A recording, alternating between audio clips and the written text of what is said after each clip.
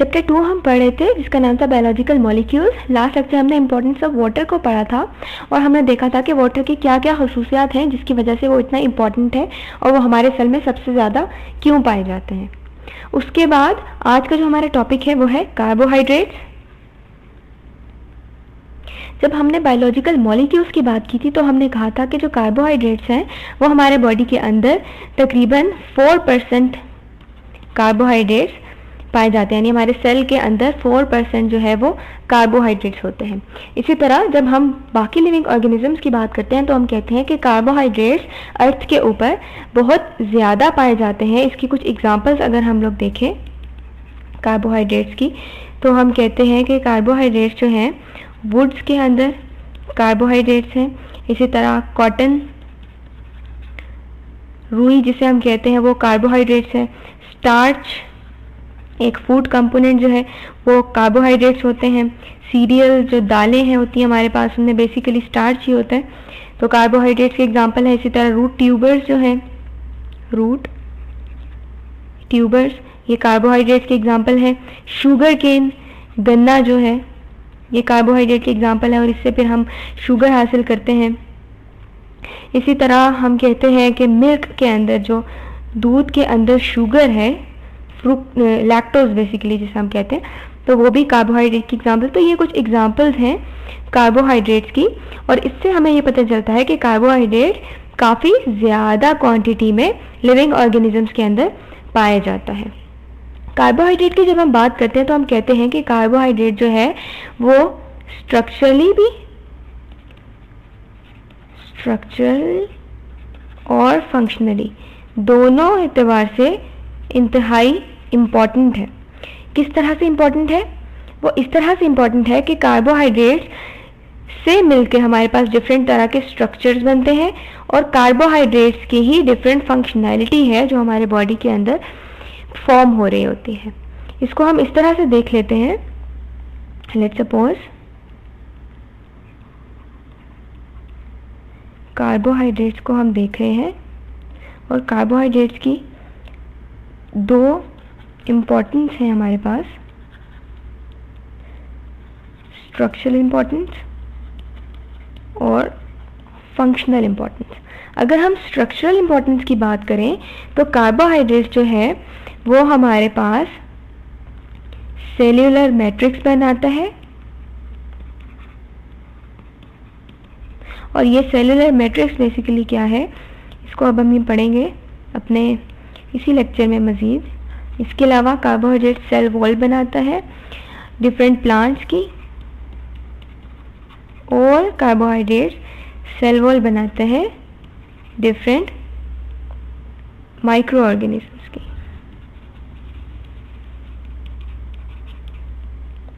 तो ये तो स्ट्रक्चरल इम्पॉर्टेंस है कि स्ट्रक्चरली कार्बोहाइड्रेट कितना इम्पॉर्टेंट है।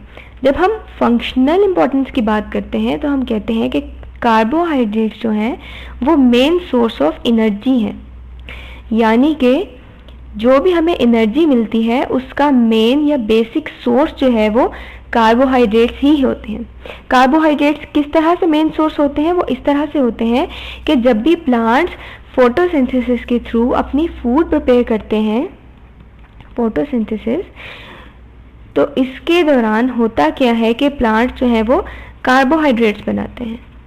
प्लांट्स की जो फूड होती है वो बेसिकली कार्बोहाइड्रेट्स होते हैं और इसी से वो प्लांट्स अपनी एनर्जी बनाते हैं और यही कार्बोहाइड्रेट्स कन्वर्ट हो जाते हैं किसी भी और फॉर्म में और उसको जब हम खा लेते हैं तो वो एनर्जी हमारे अंदर ट्रांसफ़र हो जाती है या कोई और एनिमल्स इसका इंटेक करते हैं, इसे खाते हैं, तो वो एनर्जी उन एनिमल्स की बॉडी का हिस्सा बन जाती है। तो यानी कि मेन सोर्स ऑफ या बेसिक सोर्स ऑफ एनर्जी जो है वो कार्बोहाइड्रेट्स ही है।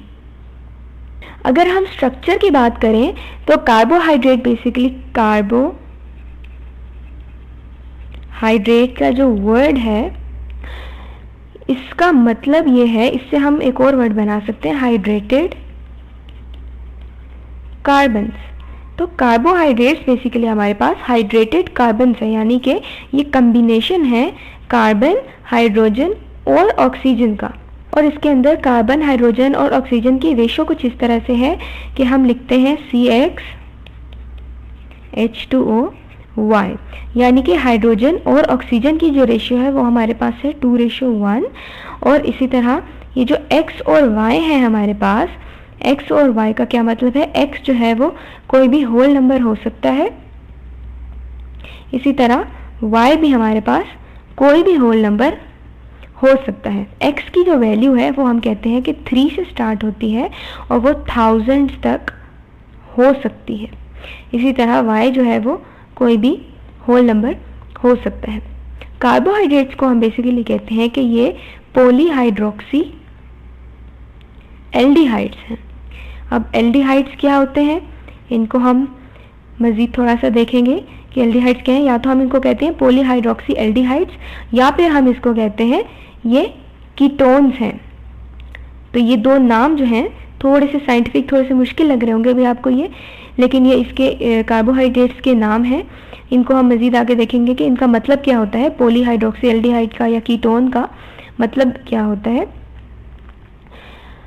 कार्बोहाइड्रेट के सोर्सेज की अगर हम बात करें कि कार्बोहाइड्रेट्स आते कहाँ से हमारे पास, तो सोर्सेज में हमारे पास आ जाता है कि कार्बोहाइड्रेट्स का जो मेन सोर्स है वो प्लांट्स हैं। प्लांट्स में भी हम कहते हैं कि जो ग्रीन प्लांट्स हैं वो कार्बोहाइड्रेट्स का मेन सोर्स है। वो इस तरह से कि हमने कहा था कि ग्रीन प्लांट्स से फूड प्रिपेयर करते हैं फोटोसिंथेसिस के थ्रू, और तो वही फूड जो है वही कार्बोहाइड्रेट होती है। कार्बोहाइड्रेट्स जब कंबाइन करते हैं लिपिड्स के साथ या प्रोटीन्स के साथ, तो हमारे पास डिफरेंट तरह के मैक्रो मॉलिक्यूल्स बनते हैं। जैसे फॉर एग्जांपल कार्बोहाइड्रेट्स अगर लिपिड्स के साथ कंबाइन करें तो हम कहते हैं कि हमारे पास जो मॉलिक्यूल बना है वो उसे हम कहते हैं ग्लाइकोलिपिड्स। इसी तरह जब भी कार्बोहाइड्रेट्स कंबाइन करते हैं प्रोटीन्स के साथ, तो उस मॉलिक्यूल को, नए बनने वाले मॉलिक्यूल को हम कहते हैं ग्लाइकोप्रोटीन। अब ये जो ग्लाइकोलिपिड और ग्लाइकोप्रोटीन्स हैं यही बेसिकली सोर्स है हमारे पास एक्स्ट्रा सेल्यूलर मैट्रिक्स की।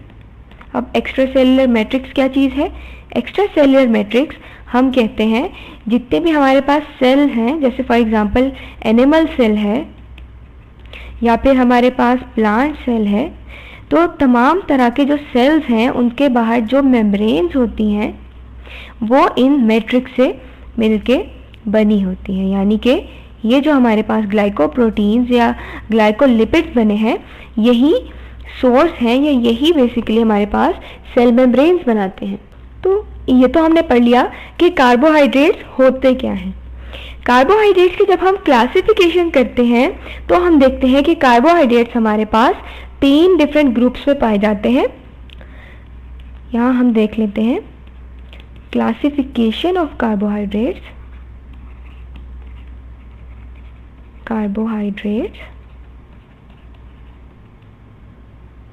तो हमने बताया कि कार्बोहाइड्रेट्स जो हैं बेसिकली उनकी 3 मेन ग्रुप्स हैं, और वो कौन कौन से हैं। पहला जो ग्रुप है उसे हम कहते हैं मोनोसैकेराइड्स,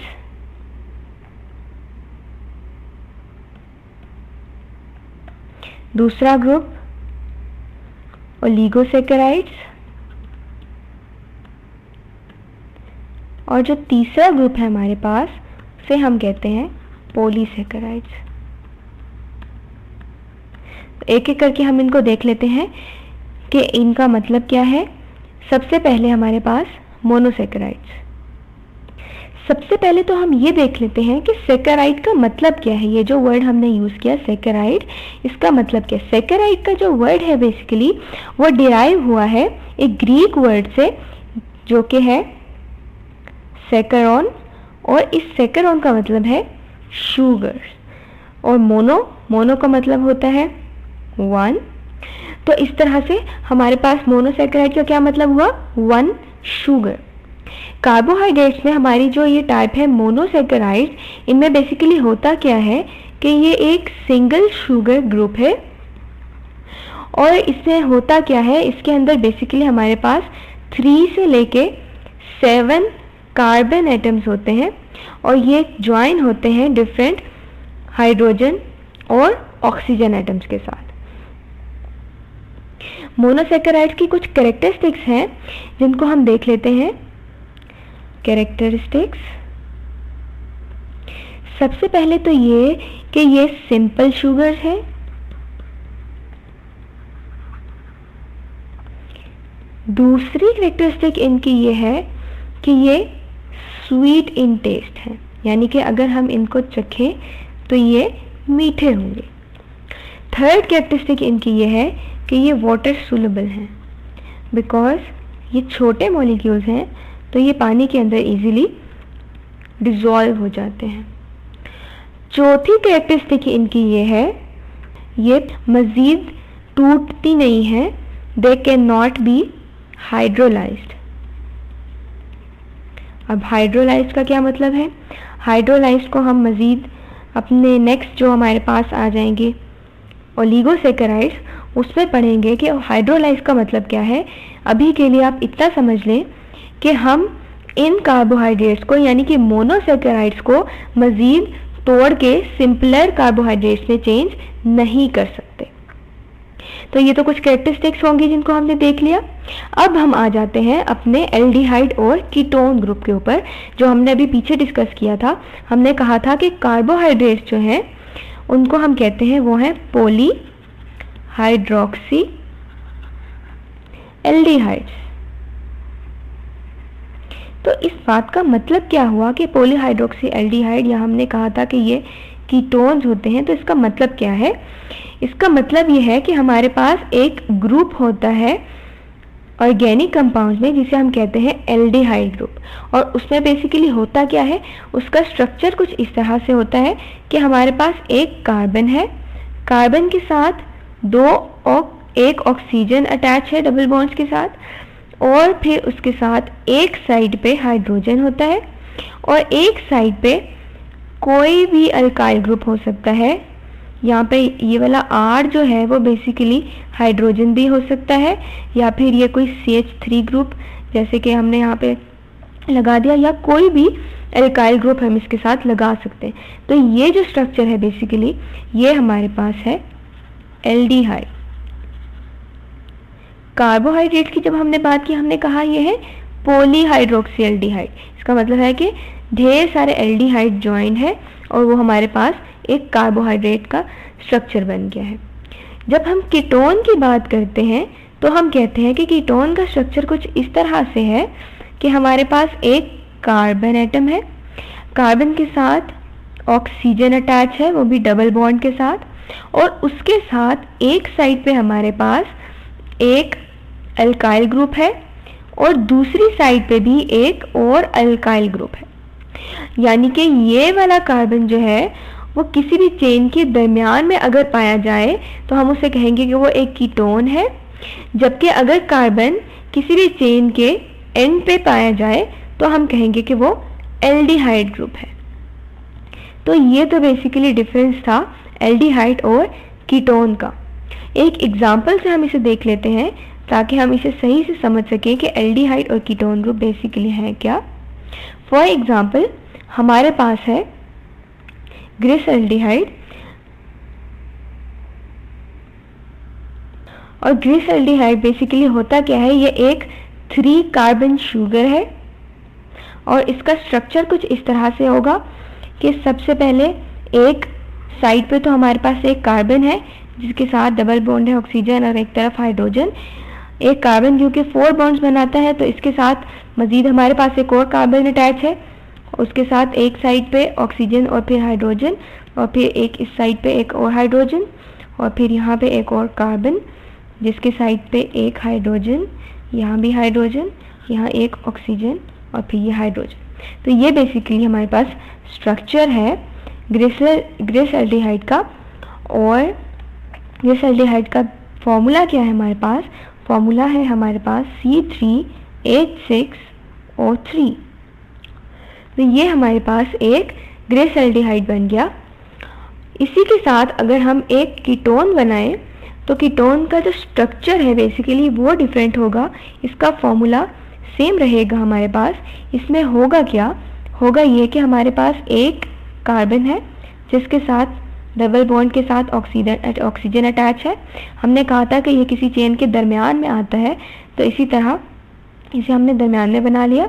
इसके साथ हमारे पास एक हाइड्रोजन एक साइड पे, एक हाइड्रोजन ऊपर, एक साइड ऑक्सीजन और फिर हाइड्रोजन, एक इस तरह से ग्रुप बन गया। दूसरे ग्रुप में हमने क्या किया, एक कार्बन, यहाँ पे हाइड्रोजन, यहाँ हाइड्रोजन, ये ऑक्सीजन और ये हाइड्रोजन, और इसका जो नाम है इसको हम कहते हैं डाई हाइड्रोक्सी एसीटोन।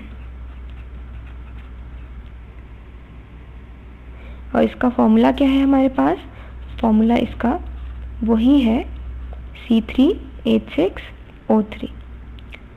तो ये तो हमने देख लिया कि एल्डिहाइड और कीटोन होता क्या है, और एक एक हमने इसकी एग्जाम्पल देख ली। एक ही एग्जाम्पल जिसे हमने देखा C3H6O3, इसी से हमने एक्सप्लेन कर दिया कि एल्डिहाइड ग्रुप में क्या होता है और कीटोन ग्रुप में क्या होता है। नॉर्मली मोनोसैकेराइड्स की जब हम बात करते हैं तो हम कहते हैं कि मोनोसैकेराइड्स में जो कार्बन है वो 3 to 7 कार्बन एटम्स हैं, और वो 3 से 7 के जो कार्बन एटम्स हैं उनमें अगर 3 एटम्स होंगे तो उसे हम कहते हैं ट्रायोस। अगर हमारे पास 4 कार्बन है तो वो हो जाएगा टेट्रोस। अगर हमारे पास 5 है तो पेंटोस, 6 है तो हेक्सोस, 7 है तो हेप्टोस। इस तरह से हम इनको नेमिंग दे देते हैं। 3 to 7 कार्बन हमारे पास मोनोसैकेराइड में हो सकते हैं। अगर हमारे पास 3 कार्बन है, जैसे कि हमने अपने ऊपर के ग्रुप में देखा, 3 कार्बन जो एल्डिहाइड्स हैं हमारे पास, ये बेसिकली फोटोसिंथेसिस या फिर रेस्पिरेशन में एक इंटरमीडिएट स्टेट के ऊपर बनते हैं। जब भी यानी हमारे पास रेस्पिरेशन हो रही है या फोटोसिंथेसिस हो रही है तो हमारे पास एक 3 कार्बन शुगर बनता है, और वो ट्रायोस की एक एग्जाम्पल है। टेट्रोस जो है वो हमारे पास नेचर में बहुत ही कम पाए जाते हैं, दे आर वेरी रेयर, बहुत कम है। इसी तरह जो 5 कार्बन है और जो 6 कार्बन है ये सबसे ज़्यादा पाए जाते हैं हमारे पास, दे आर क्वाइट अबंडेंट। और इसके एग्जाम्पल में हमारे पास ग्लूकोज आ जाता है जो कि 6 कार्बन शुगर है। जो भी शुगर्स हमारे पास एल्डिहाइड ग्रुप से बनते हैं उसे हम कहते हैं एल्डो शुगर, और जो शुगर्स हमारे पास कीटोन ग्रुप से बनते हैं उसे हम कहते हैं कीटो शुगर। तो ये तो कुछ टर्मिनोलॉजीज हैं जो हमने देख ली कि एल्डिहाइड क्या है, कीटोन क्या है, और एल्डिहाइड कीटोन का स्ट्रक्चर कैसा होता है। और ये हमने देखा कि कार्बन जो है वो मोनोसैकेराइड्स के अंदर 3 to 7 कार्बन प्रेजेंट होते हैं। 3 to 7 कहाँ कहाँ पे यूज़ होते हैं वो हमने आपको बता दिया। इसके बाद हम एक स्ट्रक्चर देख लेते हैं ग्लूकोज की, जहाँ हमने बात की तो वहीं हम आपको ग्लूकोज का स्ट्रक्चर बता देते हैं कि ग्लूकोज का स्ट्रक्चर बेसिकली होता किस तरह का है। ग्लूकोज जो है हमारे पास वो एक 6 कार्बन शुगर है, और ग्लूकोज के साथ हम राइबोस को देख लेते हैं। राइबोस जो है वो हमारे पास 5 कार्बन शुगर है, और इनके स्ट्रक्चर कुछ इस तरह से है।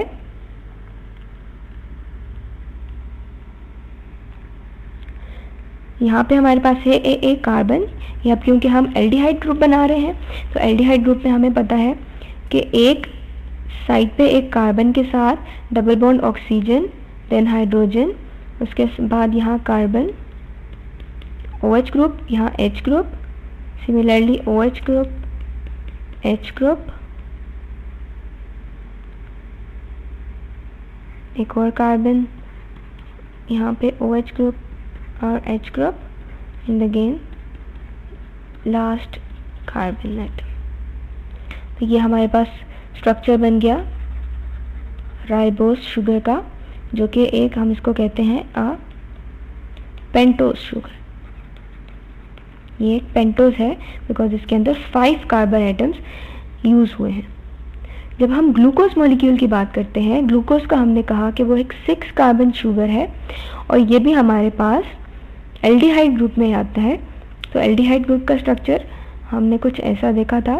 सबसे पहले हम कार्बन बना लेते हैं, 6 कार्बन्स, यहाँ पे OH group, H group, similarly यहाँ पे हम H बना लेते हैं, again OH and H, OH and H group, and here we have hydrogen, hydrogen, oxygen and hydrogen।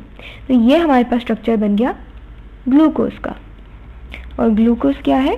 Glucose को हम कहते हैं कि ये एक हेक्सोज शुगर है, यानी कि इसके अंदर 6 कार्बन एटम्स इन्वॉल्व हैं। तो इस तरह से तो हम स्ट्रक्चर बनाते हैं कार्बोहाइड्रेट्स के। ये एक एल्डिहाइड ग्रुप था तो इसलिए हमने कहा कि इसके अंदर carbon, double bond oxygen and then hydrogen, जो कि इस पूरी चेन के एक साइड पे यूज़ हो रहा है। ये तो हमने देख लिया कि कार्बोहाइड्रेट्स किस तरह से चेन्स की फॉर्म में पाए जाते हैं। यहाँ पे 5 कार्बन शुगर और यहाँ पे 6 कार्बन शुगर को हमने देख लिया। कार्बोहाइड्रेट्स के जो स्ट्रक्चर्स हैं, जो मोनोसैकेराइड्स के स्ट्रक्चर जिनको हम अभी देख रहे हैं, ये सिर्फ चेन्स की फॉर्म में नहीं बल्कि ये रिंग फॉर्म में भी पाए जाते हैं। कार्बोहाइड्रेट्स की जो रिंग फॉर्म है और मज़ीद जो कार्बोहाइड्रेट्स की टाइप्स है जैसे कि ओलिगोसैकेराइड्स हैं, पॉलीसैकेराइड्स हैं, इसके अलावा कुछ यूजेस, इनको हम मज़ीद अपने नेक्स्ट लेक्चर में कंटिन्यू करेंगे। आज के लेक्चर को थोड़ा सा समराइज़ कर लेते हैं और देख लेते हैं कि आज हमने पढ़ा क्या है। बेसिकली हमने सबसे पहले तो देखा कि कार्बोहाइड्रेट्स जो हैं वो कहाँ कहाँ पे यूज़ होते हैं, कार्बोहाइड्रेट्स के स्ट्रक्चर किस तरह से, कार्बोहाइड्रेट्स कहाँ कहाँ पे हमारे लिए किन किन चीज़ों में इम्पॉर्टेंट है। कार्बोहाइड्रेट का फिर हमने स्ट्रक्चर देख लिया कि वो किस तरह का होता है, उनके अंदर एक कार्बन है, हाइड्रोजन है, ऑक्सीजन है, उनका फॉर्मूला क्या है, कितने कार्बन, हाइड्रोजन, ऑक्सीजन की हमारे पास रेशियोज हैं। उसके बाद हमने सोर्सेज देख लिए कार्बोहाइड्रेट्स के, मज़ीद हमने क्लासीफाई कर दिया कार्बोहाइड्रेट्स को उनकी 3 टाइप्स के अंदर। उनमें से मोनोसैकेराइड को हमने देखा कि मोनोसैकेराइड की क्या क्या कैरेक्टरिस्टिक्स हैं, और फिर हमने स्ट्रक्चर देखा कि कार्बोहाइड्रेट को क्योंकि हम पॉलीहाइड्रोक्सी एल्डिहाइड्स कहते हैं या कीटोन्स कहते हैं तो हम क्यों कहते हैं। फिर हमने इनके स्ट्रक्चर को देखा और फिर हमने ये देखा कि मोनोसैकेराइड्स की जो एग्जाम्पल्स हैं जैसे कि ट्रायोज हैं, टेट्रोज हैं, पेंटोज हैं, हेक्सोज हैं, तो वो किस किस फॉर्म में नेचर में अर्थ के ऊपर पाए जाते हैं। तो ये तो था हमारा आज का लेक्चर। नेक्स्ट लेक्चर में हम कार्बोहाइड्रेट्स को ही मज़ीद आगे कंटिन्यू करेंगे।